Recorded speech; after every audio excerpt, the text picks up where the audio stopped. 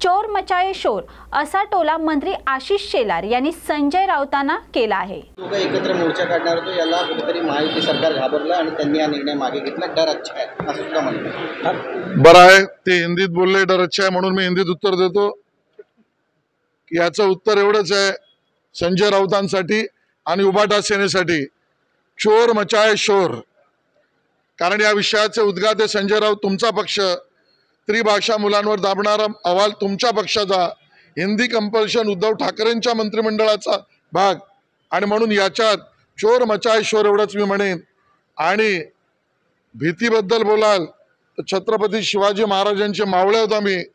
मराठी माणसाशी निष्ठा, राजकीय प्रतिष्ठा नाही आणि मराठीबद्दल कट्टर, हिंदुस्थानी भाषेचे खुनी नाहीत, याच भूमिकेवर आम्ही काम करू।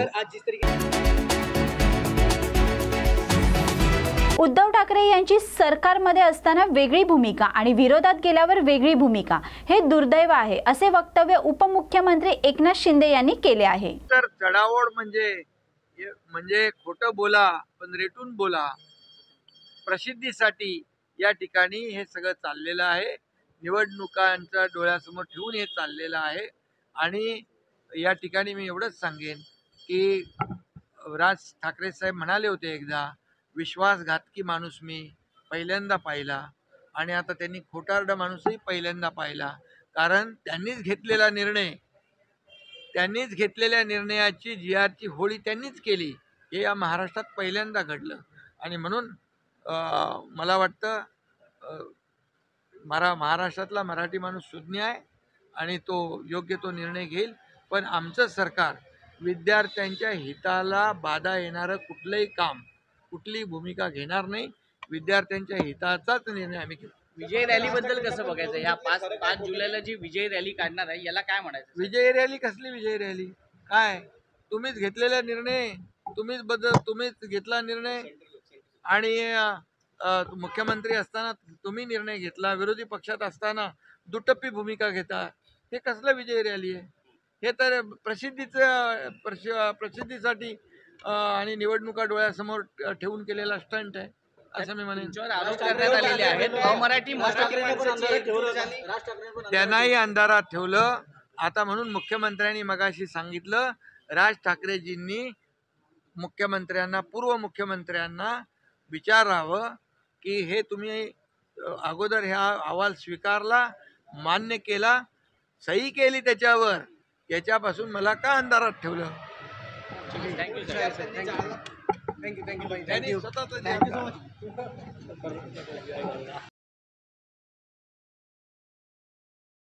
महाराष्ट्रात हिंदीच्या सक्तीबद्दल सुरू असलेला वाद मुख्यमंत्र्यांनी हिंदी सक्तीचा GR रद्द करण्याची घोषणा केल्यानंतर संपला असं वाटलं होतं।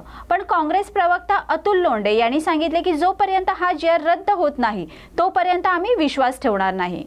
या सरकारने संपूर्णतः जनतेचा विश्वास गमावलेला आहे। यापूर्वी सुद्धा जेव्हा हा प्रश्न उपस्थित झाला होता, काँग्रेसने उपस्थित केला, शिवसेनेने केला, मनसेने केला, त्यावेळेस आपण सांगितलं होतं की ही अनिवार्यता आम्ही मागे घेतो आहोत आणि पुन्हा मागच्या दरांनी तोच जो प्रयत्न केलेला आहे तो आम्हाला मान्य नाही। आणि विश्वासार्हता गमावली असल्यामुळे समिती पुढे करणे किंवा आम्ही हा GR रद्द करू, याच्यावर कसा विश्वास ठेवायचा हा प्रश्न आहे। त्यामुळे GR रद्द करा, पूर्णतः ही जी अनिवार्यता ही मागे घ्या आणि तेव्हाच 5 तारखेचा मोर्चा जो आहे त्याच्या संदर्भात विचार करण्यात येईल। नाहीतर तुम्हाला जनतेचा जो राग आहे त्या रागाला पुढे जावं लागेल।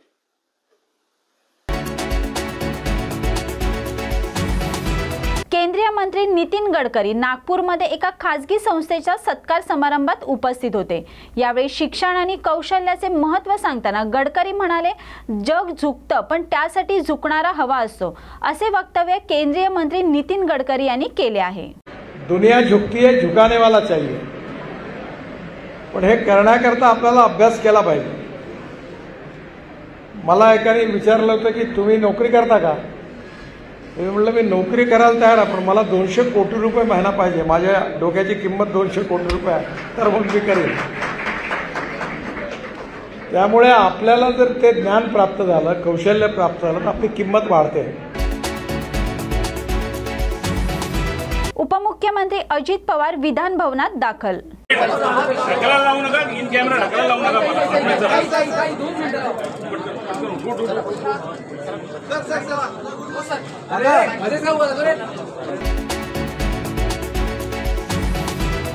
ठाकरेंनी देवेंद्र फडणवीसांचा सत्कार केला पाहिजे असे वक्तव्य खासदार अनिल बोंडे यांनी केले आहे. खरं म्हणजे उद्धव ठाकरेंनी मराठी म्हणून मुख्यमंत्री असताना मराठी माणसाचा घात केला होता.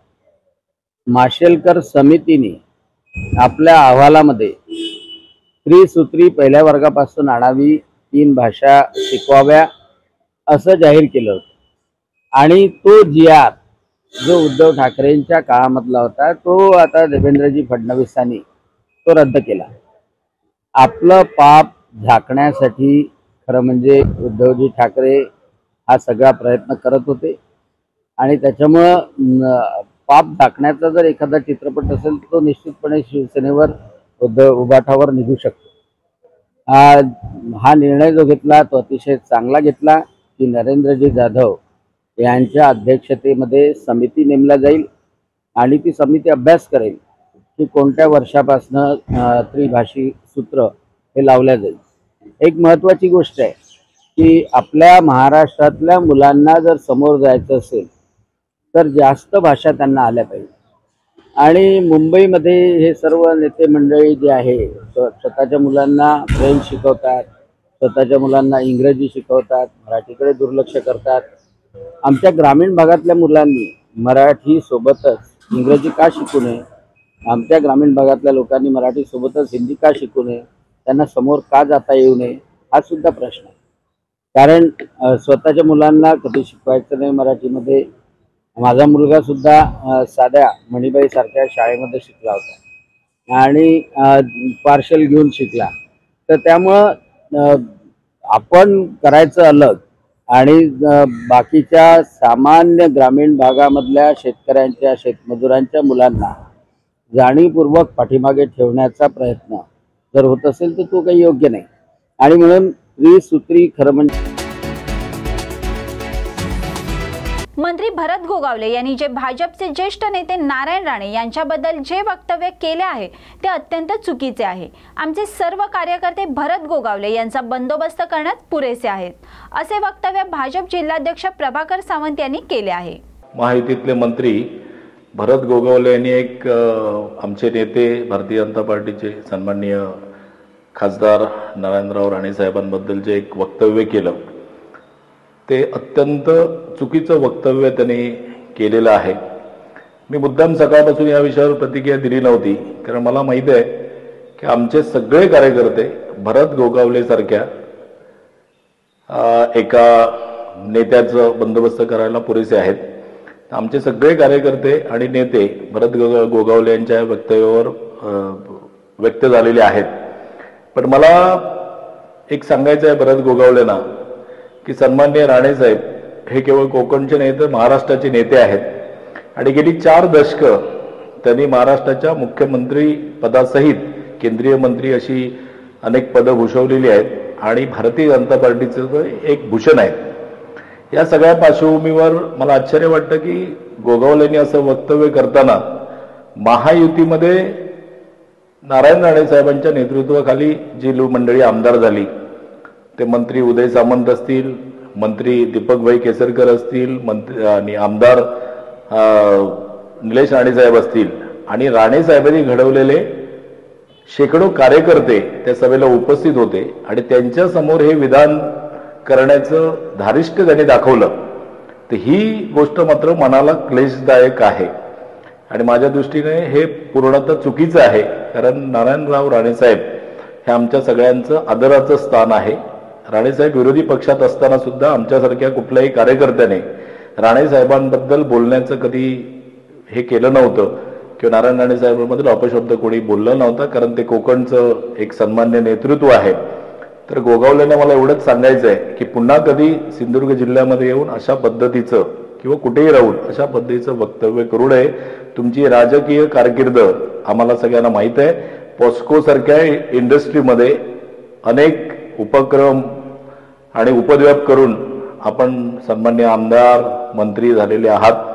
त्यामुळे आमचे सगळे कार्यकर्ते पुढच्या वेळेला असं जर काय वक्तव्य करण्याचं धारिष्ट केलं तर खारेपाटण सीमेवरच त्यांचा बंदोबस्त करतील किंवा विमानाने आले तर बांदा सीमेवरच त्यांचा बंदोबस्त करतील आणि या विधानाबद्दल वरिष्ठ दखल घेतीलच. पण गोगावलेने सुद्धा या सगळ्या वक्तव्याबद्दल जाहीर माफी मागितली पाहिजे आणि ही माफी मागितल्याशिवाय महायुतीतला कुठलाही पुढचा निर्णय होणार नाही, अशा पद्धतीची भारतीय जनता पार्टी म्हणून जिल्हाध्यक्ष नात्याची भूमिका आहे. मुंबई महानगरपालिका जिंकण्यासाठी ठाकरे बंधू एकत्र येत आहेत असे वक्तव्य मंत्री योगेश कदम यांनी केले आहे. म्हणजे जरी कारवाई होताना दिसली असती एमडेडची गांजाची, तरी देखील सर्रासपणे शहरात असेल शहराच्या बाहेर ग्रामीण भागात असेल गांजा विकला जातो आणि त्यामुळे ड्रग्ज विक्रीमध्ये देखील राजकीय वर्ग असतात असं म्हटलं जातंय. नाही बघा, ड्रग्ज हे नक्कीच एक मोठं चॅलेंज आहे.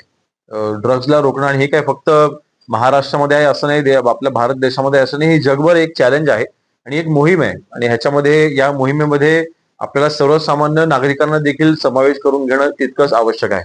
आज आपण जे काही ड्राईव्ह आपण राबवत आहोत, जे काही आपण तिथे उपक्रम घेत आहोत, त्या उपक्रमामध्ये पालक आहेत त्यांनी देखील अलर्ट राहणं गरजेचं आहे. पोलिसांनी जेव्हा कारवाई केलेला आहे त्यावेळेला एका पेडलरला जर का आपण धरलं तर त्याची साखळी सोडवणं गरजेचं आहे. आम्ही असं निर्देश दिलेले आहेत की एकदा तुम्ही एखाद्या पेडलरला धरलं तिथे आपलं काम संपन्न, उलट तिकडे काम चालू होतं. त्याच अनुषंगाने आता काही आपला आता जो आढावा घेतो त्याच्यामध्ये लक्षात आलं की काही कारवाई आपण भिवंडीपर्यंत काही कनेक्शन गेलेत, काही कनेक्शन हे सोलापूरपर्यंत गेलेत, तिथल्या लोकांना आपण पकडलेलं आहे. काही सोलापूरमधल्या MIDC मधल्या आपण काही लोकांना तिथे धरलेलं आहे. काही आपण तिथे ड्रग्सच्या म्हणजे औषध कंपन्यांच्या फेक नावाने जे काही तिथे कंपन्या चालू होत्या, तिथे ड्रग्सचं तिथे जे काही चुकीचं काम चालू होतं ते आपण थांबवलेलं आहे. म्हणून ड्रग्सच्या बाबतीमध्ये शेवटच्या त्या व्यक्तीपर्यंत पोहोचणं, जिथून सप्लाय होतो तिथपर्यंत पोहोचणं आणि ह्याला रोख घालणं हे एक नक्की चॅलेंज आहे, परंतु आपण त्याच्यावरती चांगलं काम करतोय. असेच नवनवीन राजकीय आढावा बघण्यासाठी पाहत रहा न्यूज मराठी 24/7. नवा भारत नवा विचार.